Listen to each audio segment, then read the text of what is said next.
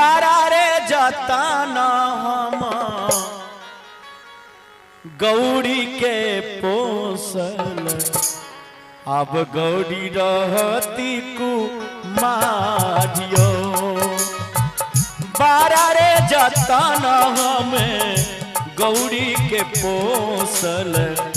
अब गौरी रहती कुमारियो ऊंची रे मंदिरा चढ़ी वैशाली रानी राजा से करई विचारियो बारा रे जतन हमें गौरी के पोसल अब गौरी रहती कुमारियो बारा रे जतन हमें गौरी के पोसल अब गौरी रहती कुमारियो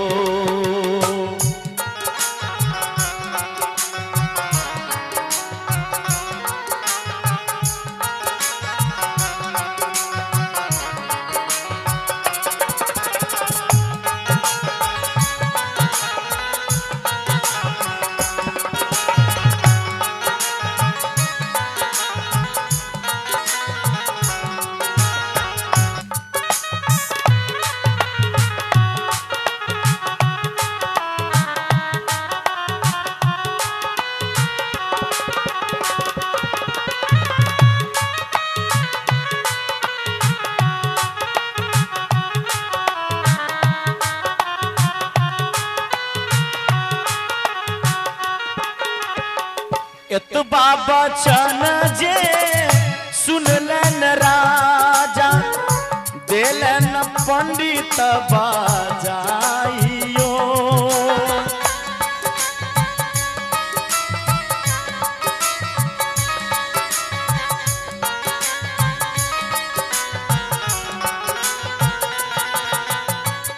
एतबा बचन जब सुनलन राजा देलन पंडित बाजाइयो आबौथ पंडित बैसहु झाड़ के देहु विवाह के दिन यो आबौथ पंडित बैसहु झाड़ के देखो विवाह के दिन यो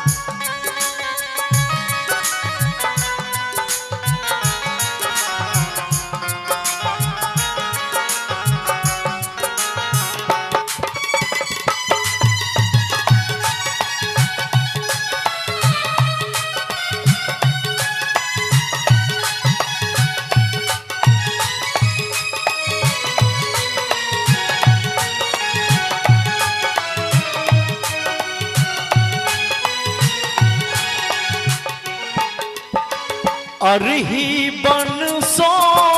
खरही कटायब वृंदावन सो वासियो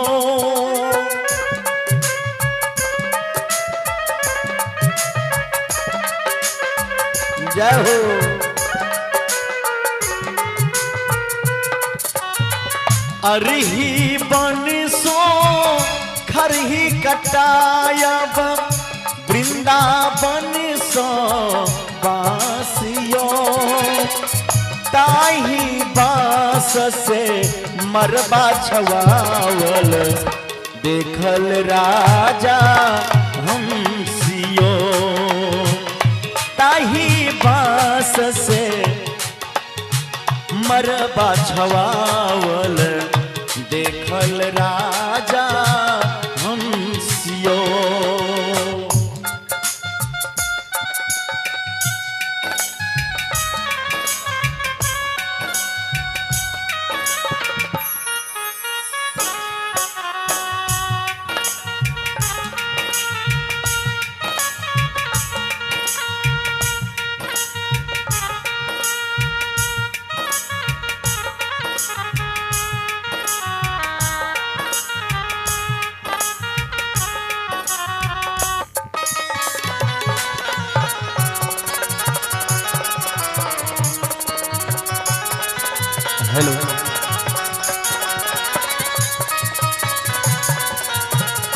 हेलो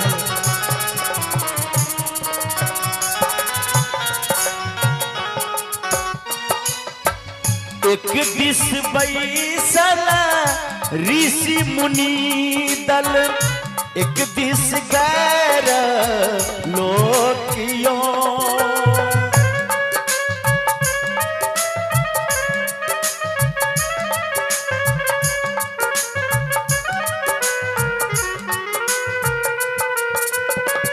एक दिस बैसल ऋषि मुनि दल एक दिस गैर लोकियो सोनमा जे रही तैत फेरू खरीदी तो सिंदूर के रखबई लाजियो सोनमा जे रही तई फेरू किन आन तो सिंदूर के रखबई लाजियो जाओ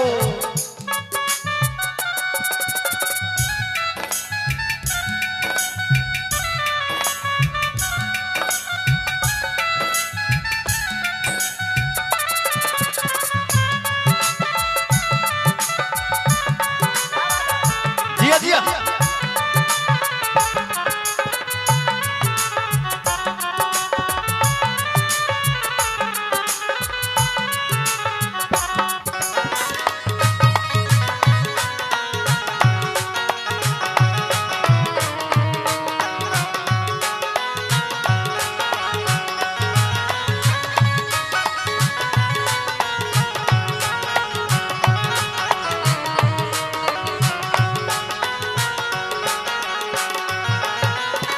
धन ही विद्यापति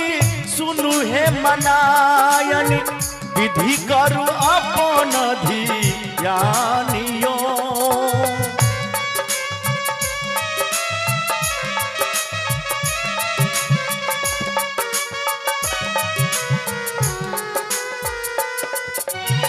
धनी ही विद्यापति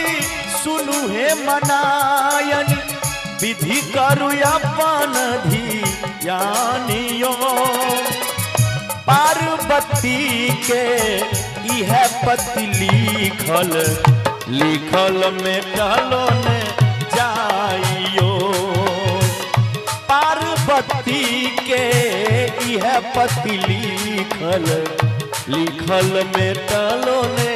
जाइयो उचरे मंदिरा चढ़ी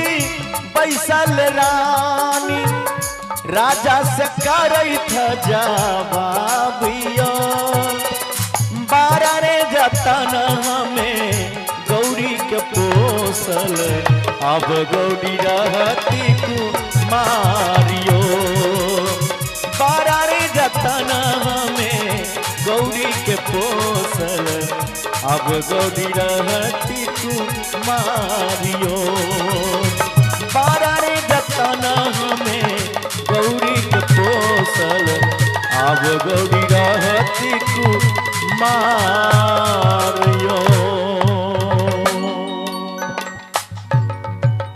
धन्यवाद। जय मैथिली।